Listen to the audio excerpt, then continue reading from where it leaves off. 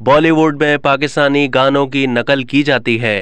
पाकिस्तानी गानों की भारत में मकबूलियत का सबसे बड़ा सबूत यह है कि हर दौर में मारूफ गाने, उनकी धुनें और बाज़ औक़ात तो पूरी की पूरी म्यूज़िक वीडियो को ही नकल कर लिया जाता है।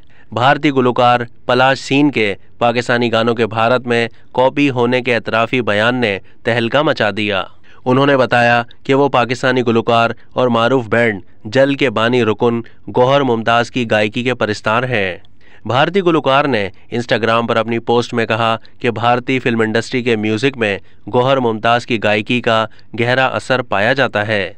भारतीय मौसीकार जल की तर्ज के गायकी को अपनाकर म्यूज़िक तश्कील दे रहे हैं। उन्होंने ये भी कहा कि मुझे मालूम है कि बॉलीवुड में जल के गानों की नकल की जाती है और ऐसे बहुत से गानों से मुताल्लिक मैं जानता हूँ। मेरे अल्फाज से बाज़ लोगों को तकलीफ़ होती है और कुछ पसंद भी करते हैं, लेकिन मैं हमेशा दिल की बात करता हूँ।